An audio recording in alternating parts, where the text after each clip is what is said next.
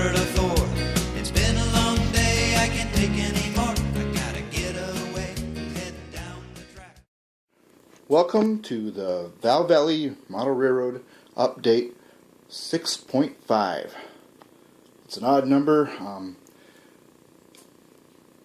Let me explain, I guess, real quick that the update number 6 sat on my computer for quite some time while I was working on the scenery in this area, and it's one reason why they're going to be so close together. The other reason, we had a user who asked a question about the limit switches I was using, and I haven't found a way to reply to him. On YouTube, I got the notice that he made a reply, and I clicked on it. It took me to the video, showed another reply, but didn't show his reply for some reason. So the only way I was going to be able to answer it is in a video. And I thought his question was kind of valid. But first we'll take a little look at, this is Wallace Junction. It's been a project in the works. It still has a bit of scenery to do, and the pond you can see is bare. This is a lift bridge. We'll show you pictures of that here in a second.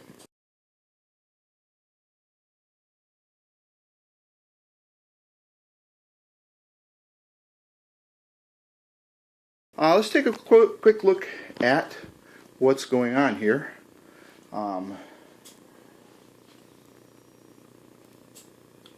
The tower and structures are by Walters. The door signals are cheap door signals from China. I'll get into their wiring in a little bit.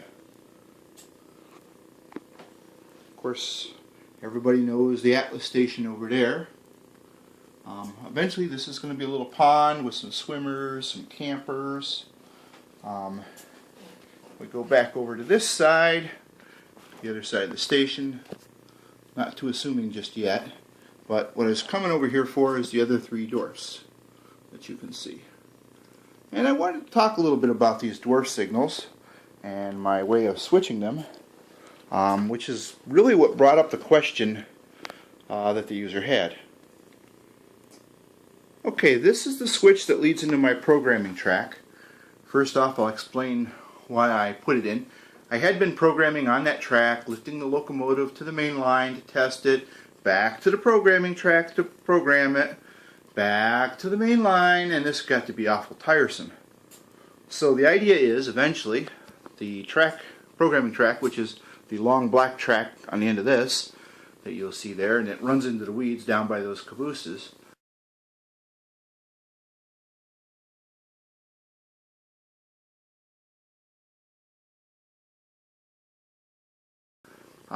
Eventually, there's going to be a double pole, double throw switch that'll turn the power from the programming track to the main line. In essence, you'll be able to drive a locomotive across this switch onto the programming track, throw the switch, and no longer will that track receive power from the main line. It'll only receive power from the programming track terminals on my MRC power or DCC power system. So that should make life a little bit easier. But then I had a lot of fun with these switches. I did the yard signals, which you can see way down there, and they're awful bright. That's another thing I changed. Here to our first switch. What I have here is a Caboose Industries ground throw. That's this little guy here. And he throws the switch like any normal one. What you might have noticed is this. This is just a limit switch. Now originally this one was green when I got it from eBay. It has 3 wires on it. I painted the top flat black. I didn't paint what we call the blade black because I was afraid that it might hinder its operation.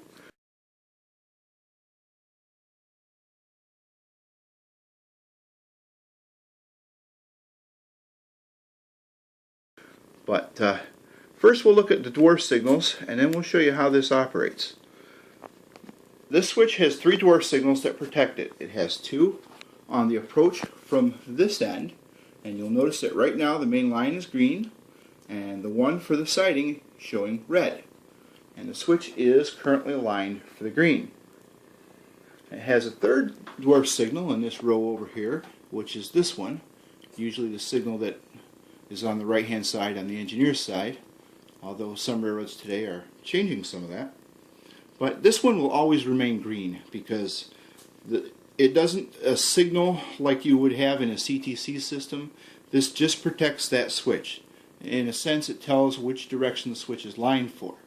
The only ones that are really going to change are going to be these guys over here.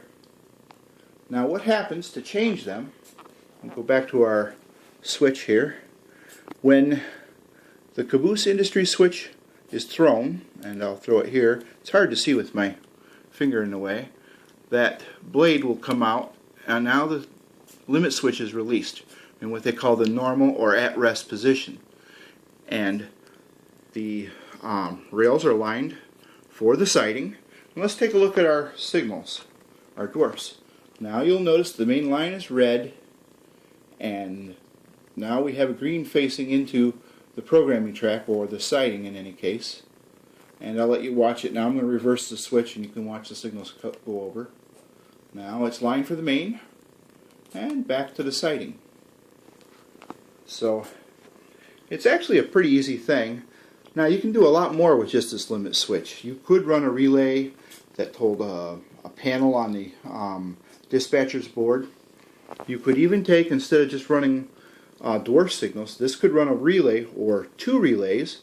One runs the dwarf signal and the other could switch the frog and these two rails if you cut them, so that you don't have a non-DCC friendly switch.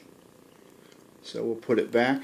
And again, the approach signal, which is on the right here, is always lit green, because no matter which way the switch is lined, that way going into the switch you won't derail. I got another switch here, and this one goes up the branch line. That's the branch line for the Valve Valley and its connection with the Norfolk Southern. And this is the lead-in light. It's always green, again because no matter which way these points are lined, the train can go through it without derailing. If you go to the other side and you look here at the signals, you can see the one line for the branch line is red because the points are lined for the main, and the main is green. Now if I change it over, you can now see that the signals have switched.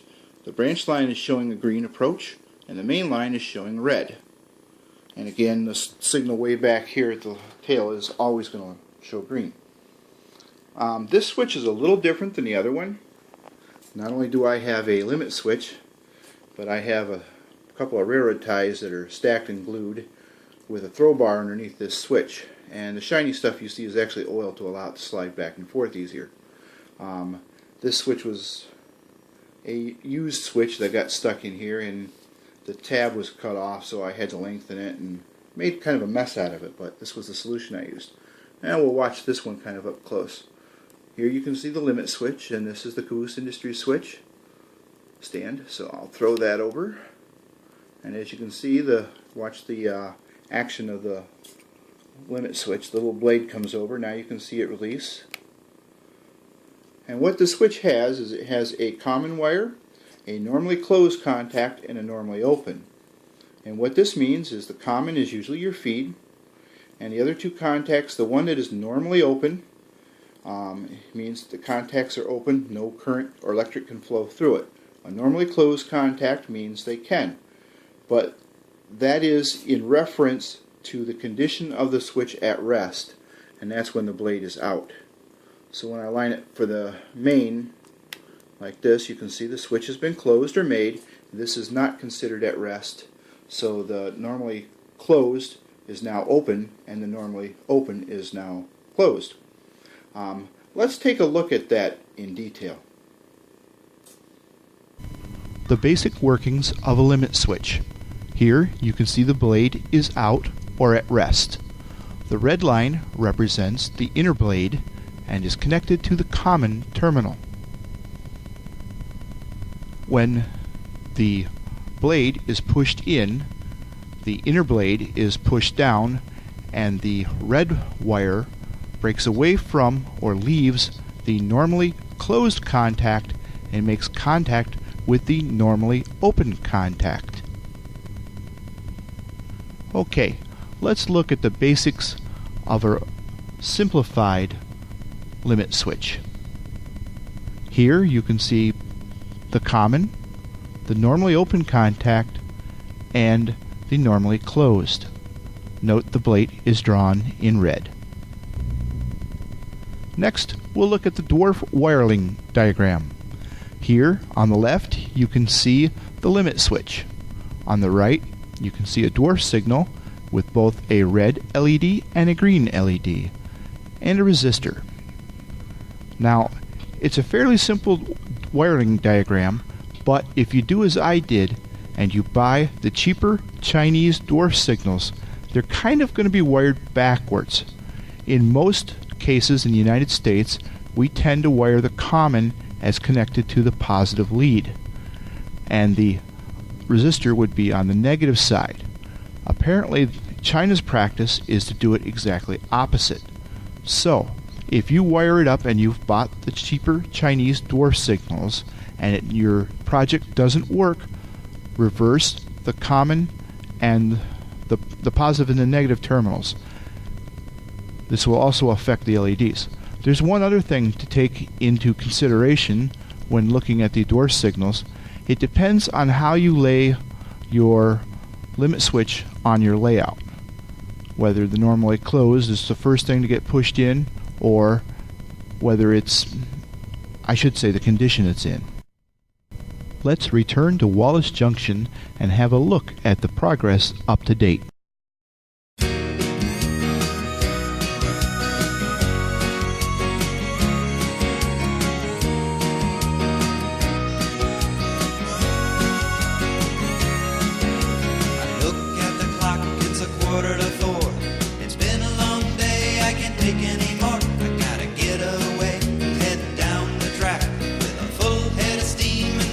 Looking back, I hear the pistons pounding out the beat. I feel the rhythm underneath my feet, and I dream. Oh yeah, I dream. I dream of the legends of the rails. Of the legends of the rails.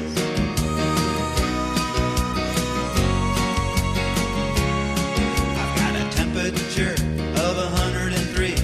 I've got train fever, and the one remedy is a steamer, black headed down the line, through the hills and into the pine, traveling along through the countryside. I put my hand on the throttle and I open it wide, and I dream.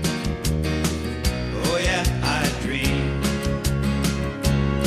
I dream of the legends of the rails.